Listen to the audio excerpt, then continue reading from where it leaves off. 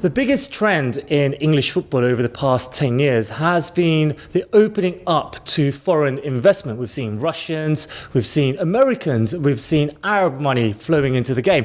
But 5 of the 20 Premier League clubs is now owned by money from the United States, where there's no real tradition in the game.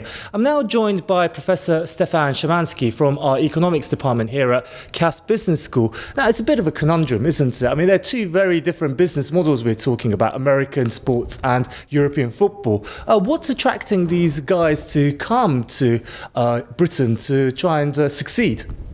Well, basically, the real attraction to American owners is the fact that football is clearly the global game. So their most popular game, American football, is incredibly successful and popular within the United States, but they really struggle to sell it overseas. So they see it as almost having grown as far as it can. Whereas with football, with soccer, they see enormous global potential. And in particular, they obviously see huge potential in selling the English Premier League internationally. Do you think that's where the money is, though? Because obviously many English Premier League clubs make no money at all, whereas American sporting franchises have always turned over a profit. They're almost like a business.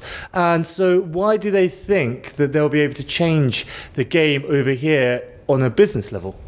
Well, Americans have never seen a real inconsistency between running a sports team and running a business. They see the success of the sports team and the success of the business going hand in hand, which is perhaps something that we in Europe are perhaps more reluctant to acknowledge.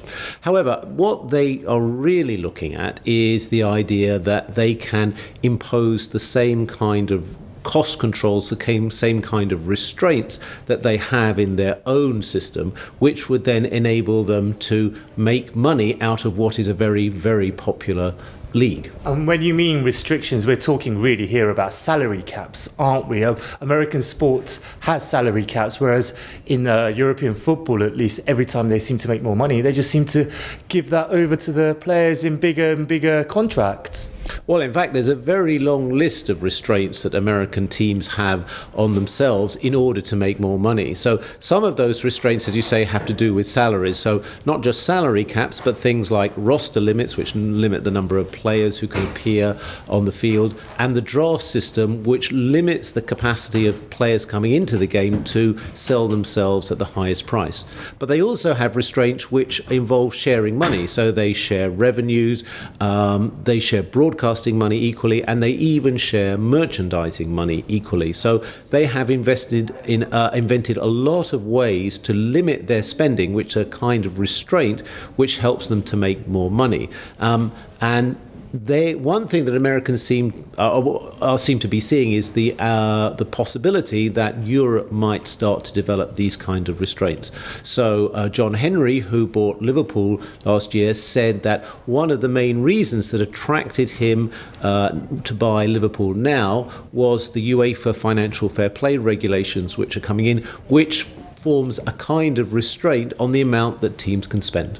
Obviously, in the past couple of years, we've seen some of the biggest transfer deals known in the history of football.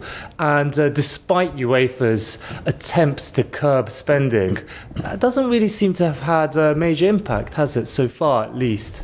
No, I think that's right. I think certainly you'd still look at European football and say, compared to American sports, it's much less profitable. And to see that, you only have to look at the prices that people will pay to buy a franchise in the US, which generally speaking are much, much higher than they are in Europe. We have a few very expensive teams like Arsenal or Manchester United would be very expensive teams to buy. But generally, mid-ranking teams are not worth very much. And that's something that the American owners would no doubt like to change, but they clearly have a long way to go from where they are currently. Well, I mean, looking into the crystal ball as such, in 5, maybe 10 years, do you really see these changes taking place? Do you think the American owners have a chance of changing the English game?